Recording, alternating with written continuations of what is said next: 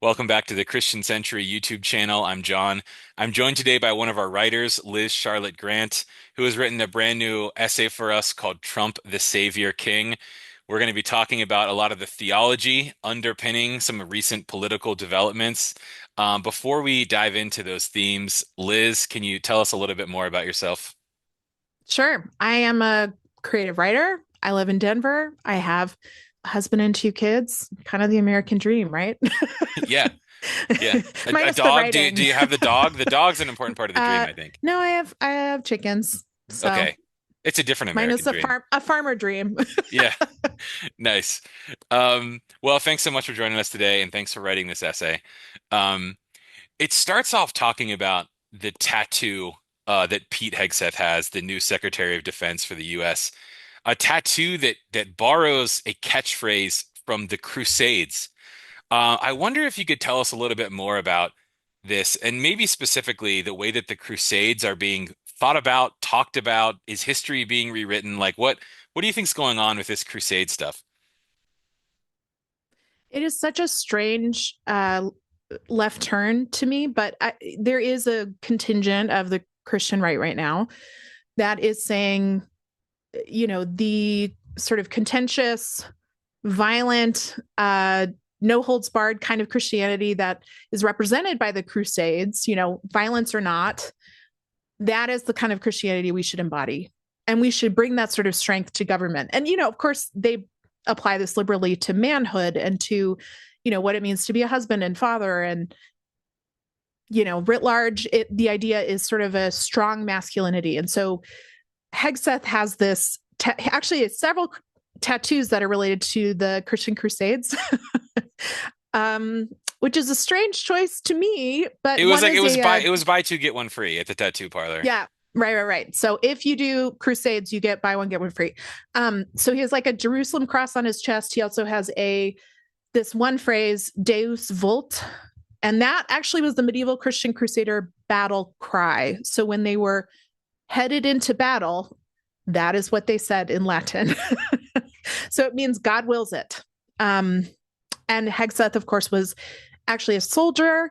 I believe he was in the Marine Corps. Is that right, John? And then he also, we know he was a commentator on Fox and all sorts of stuff. But I think what's fascinating is that medieval scholars who have looked at these tattoos have said, oh, you can't actually explain this another way. This is pro Crusades.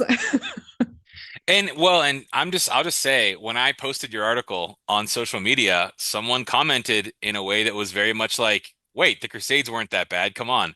I think there is something going on here where people are trying to revise a popular opinion about the Crusades. It's fascinating. It's a And strange kind of gaslighting that's happening at the moment. And I think a lot of people are familiar with this idea, especially if you're part of any non-white male, majority opinion. These guys also believe that women shouldn't be called up to serve in the military. They believe that the 14th Amendment, the women's right to vote should be revoked. So there's several kind of strands here that tie together. So as you can imagine, many people were concerned when they saw these tattoos. And Hegseth is like showing them off on his Instagram, so uh, that made headlines for a while. yeah.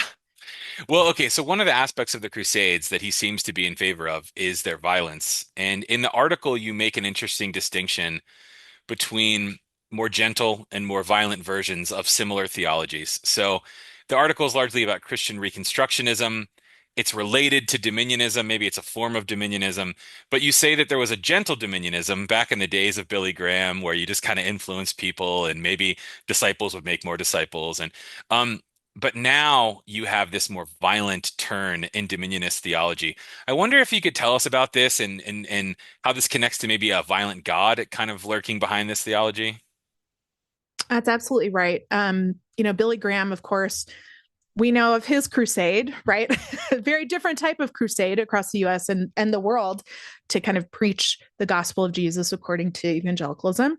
And that was a very successful crusade. So many people committed their lives to Jesus, whatever that meant. They were born again. and they joined up in evangelical churches. So, of course, evangelicalism was kind of on the rise in the 70s in particular, kind of post Billy Graham, and then into the 80s. And now we see this kind of new resurgence. So, at the time, Billy Graham's message of individual conversion, like this is how we change government, is through individual conversion. That was appealing. It convinced many evangelicals because they were seeing their influence rise. I think Time magazine called, I want to say it was 1980, the year of the evangelical. Reagan instituted a year of the Bible in, I want to say 1981, 82. And so, it's easy to kind of see, okay, they were very influential then when they were not using this kind of version of theology. I think in more recent years, this theology has flowered into a much more violent version. Those folks have kind of won the day. They've won the argument because, of course, liberalism has risen, secularism has risen, pluralism, democracy, all these things, right? And so I think as evangelicals' influence declined, there was this sense of we need to return to some of these other propositions. People had other ideas about how Christians could take over. Maybe we should give them a shot to make their case. Yeah. Yeah.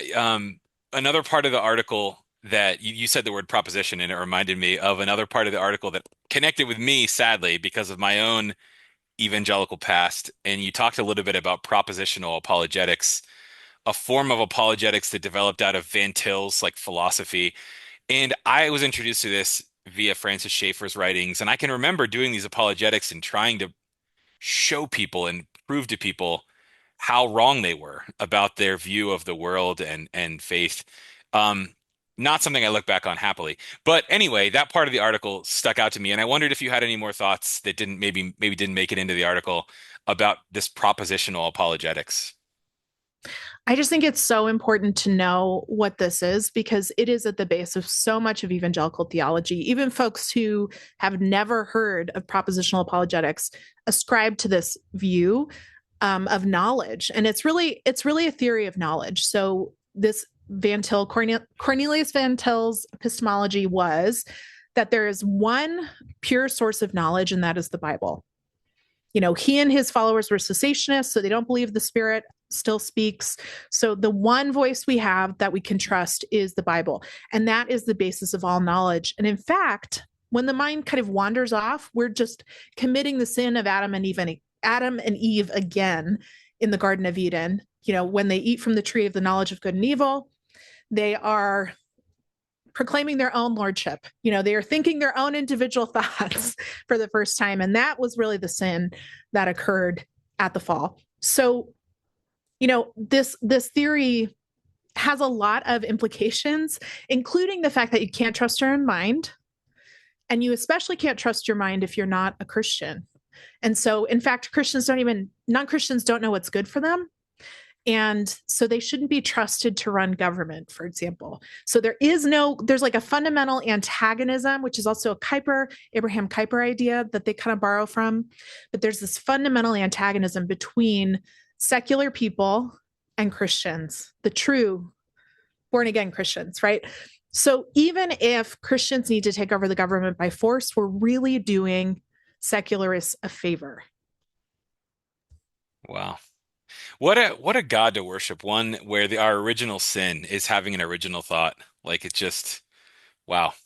All right, I'm sure there's many more things we could say, but this is a lot to think about. Thank you, Liz, for chatting about this article. And anyone out there who missed the article, Trump the Savior King, the link will be in the video description below, along with the link where you can check out Liz's newest book, not first book, but more to come, Knock at the Sky.